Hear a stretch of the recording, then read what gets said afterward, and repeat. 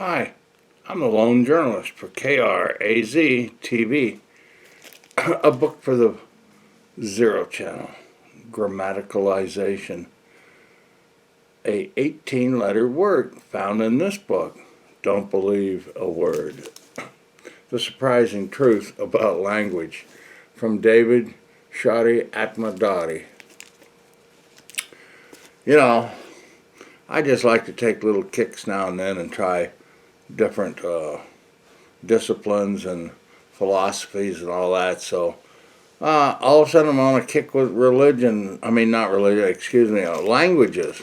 I've got another little book called Infographics, and we have another one called The Joy of Signing that will be over at KRAZ TV. But this one, Don't Believe a Word, is by David Shariatmadari is a writer and editor at The Guardian. He studies linguistics at Cambridge and the School of Oriental and African Studies in London, where he now lives.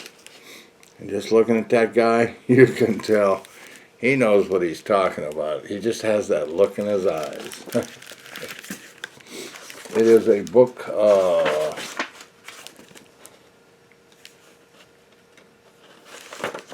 from, let's see, who prints this? W.W. Norton and Company. Okay. A linguistics, entertaining and highly informed guide to what languages are and how they function. Think you know languages? Think again. There are languages that change when your mother-in-law is present. The language you speak could make you more prone to accidents. Swear words are produced in a special part of your brain. Over the past few decades, we have reached new frontiers of linguistic knowledge. Linguists can now explain how and why languages change, describes its structure, and map its activity in the brain. But despite these advances, much of what people believe about linguistics is based on folklore, instinct, or hearsay. We imagine a word's meaning as its true meaning, that foreign languages are full of untranslatable words, or that grammatical errors, mistakes undermine English. In Don't Believe a Word, linguist Dave Shariatmadari takes us on a mind-boggling journey through the science of language, urging us to abandon our prejudice in a bid to uncover the far more interesting truth about what we do with words. Exploding 9 held myths about language while introducing us to a fundamental insights of modern linguistics. Shariatmadari is an energetic guide to the beauty and quirkiness of humanity's greatest achievements. Well, it certainly is. Like I said, I didn't know whether I'd like this book, and I don't just put on books I like, but I put on books that are fascinating, and in the end, but, I thought, well, like math, sometimes I have to get into it by a chapter or two before I start, picking it up and loving it. But this guy, I got in the introduction, and it had me laughing, and just like you're struck with a hammer. It's like so obvious.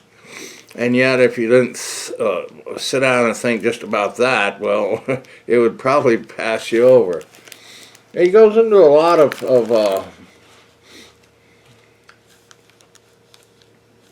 things about languages going to the dogs. A word's origin is its true meaning, which it isn't. I control what comes out of my mouth. We can't talk to animals. You can't translate this word. Italian is a language. What you say is what you mean. Some languages are better than others. They're not.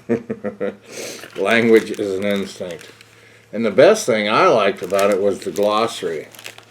So in the back, of course, which most glossaries are, he has an alphabetized words like accommodation, acquisition, agglutinative, the name given to languages where words are formed from many morphemes added together. Aphasia, a disturbance in language which occurs when there's an injury to the brain, often in the result of a stroke. Arbitrariness, auxiliary, calic, case, cognate, consonant, a creole. A creole is a language formed when people who can communicate using only a pidgin raise children for whom it becomes a mother language. So pidgin, we call it, well, like, I don't know, pidgin English, but pidgin is really a conglomerate of several languages in Papua New Guinea.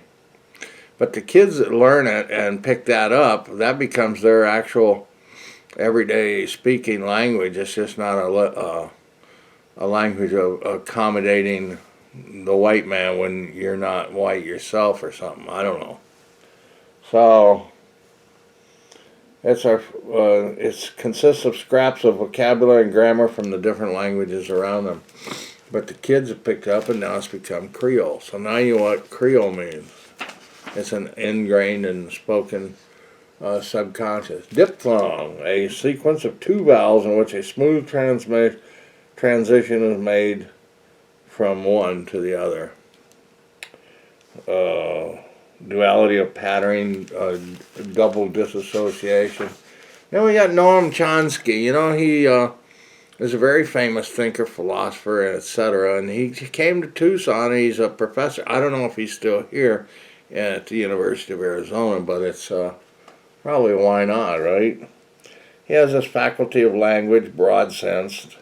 It's a definition used by Mark Hauser, Noam Chomsky, and W. Tecumseh Fitch as part of efforts to distinguish human language from animal communication. And then there's the narrow sense. It's thought to be generally inherited and can be seen synonymous with universal grammar. One of Noam Chomsky's contributions, of course, is this term, universal grammar. In Chomskyan theory, universal grammar is the shorthand for the basic underlying structures that are common to all languages. UG is said to be genetically inherent and unique to humans. Chomsky invoted UG after coming to the conclusion that the language children hear around them was insufficient to account for the rapid process in learning it. Well, the biggest thing is when you are a child, he talks about how can it be that children in just a few years learn, well, by the time they're 7, they're several thousands of words, you see, and they picked it up when they were, well, 1.5, couple words, and then 6 months later they're quite articulate. And then they start learning syntax, and that's another important. There's semantics and syntax, which I think really help seal it all together. And semantics is the study of the meaning of words and sentences independent of their use in particular situations or context. But syntax is the branch of linguistics dealing with the rules that determine ways that words can be combined to form sentences. I remember doing all this stuff when I was 8 years old. You had to know all the stuff, predicates and adjectives and pronouns, and I mean they really had a good education in the school that I went to at 8 years old. They even had me singing in Latin at 8 years old. So it's a fascinating book. And he has a lot of instances where, well, it's usually mostly English that he talks about, but he talks about it in many other languages because language is unique to all of us. I mean, to all humans on the earth. And one language is not better than the other. That's amazingly to tell. And it just goes on and on. He translates where some of the meanings got conjugated to, well, I will, or I want to comes to I will, and then it's I'll, I''L'. So they all mean the same thing, but they've just been whittled down and whittled down. And they think that some of the whittling down is making language worse or better, but it's just an evolution, and it happens in every generation, and every generation changes it, and there isn't anything anybody can do about it. We cannot force anybody or say you're speaking bad or wrongly. There's a more correct way in grammatical syntax, but other than that, I be going now. I be going now, because thanks a lot for watching this Don't Believe a Word. At KRAZ TV, it's by David Shariatmadari. And I didn't butcher his name, I hope. Goodbye, KRAZ TV.